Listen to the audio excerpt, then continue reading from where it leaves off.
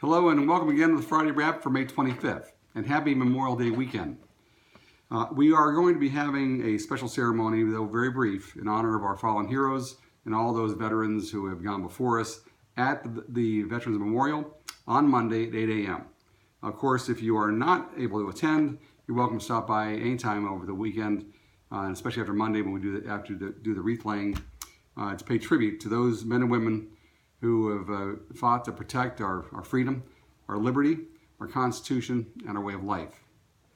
And on another patriotic note, the Armed Forces Day event last weekend was phenomenal, as always.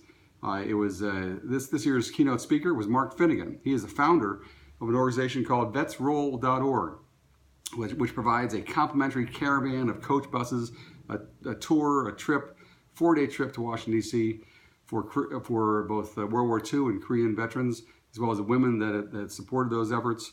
It's with multiple patriotic steps along the way. It was great hearing about that. For more information or to donate, please visit their organization at www.vetsroll.org. Chuck Bosco received the Patriot Award last week, and also Jennifer Pollock sang the national anthem, and as always, Pastor Bob Geschel from Trinity Lutheran Church. He said the invocation as well as benediction. And thank you again, Janet Kowal, for your incredible organizational skills, for which we are all very grateful. It was, again, a great success. On Wednesday this week, I was asked to speak to 2 schools for the Career Day. At Bur Ridge Middle, I was asked by the Junior Achievement Organization to speak to 3 small groups of 6th grade students about the responsibility of being a mayor. And I was joined by Chief John Madden for a portion of it. And we were also joined by about a dozen other professionals who were there to speak about their career, their line of work as a potential career.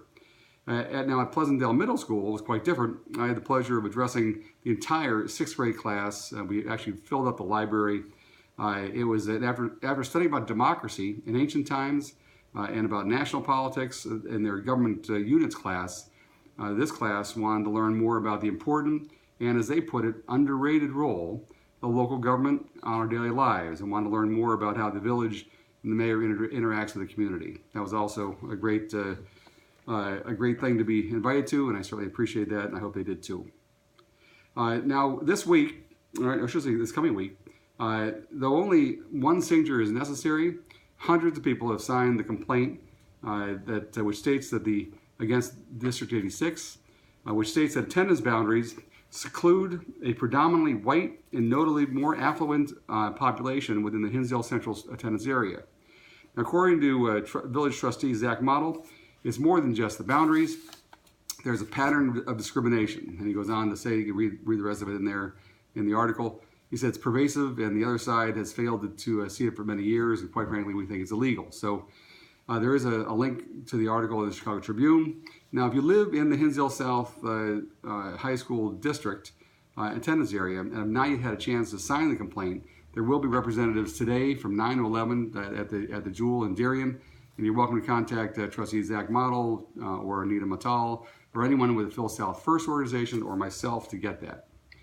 But also, you might want to bring your ID to establish residency.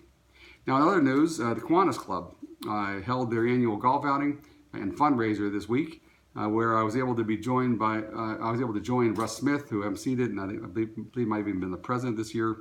He's at Bur Ridge, as well as Pastor Gary Falid of the United Church of Christ, who is actually retiring at the end of this week.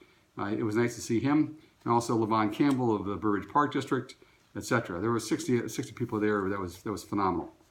Also, just a reminder to local developers, the Rustic Acres property that's owned by Bur Ridge is still for sale.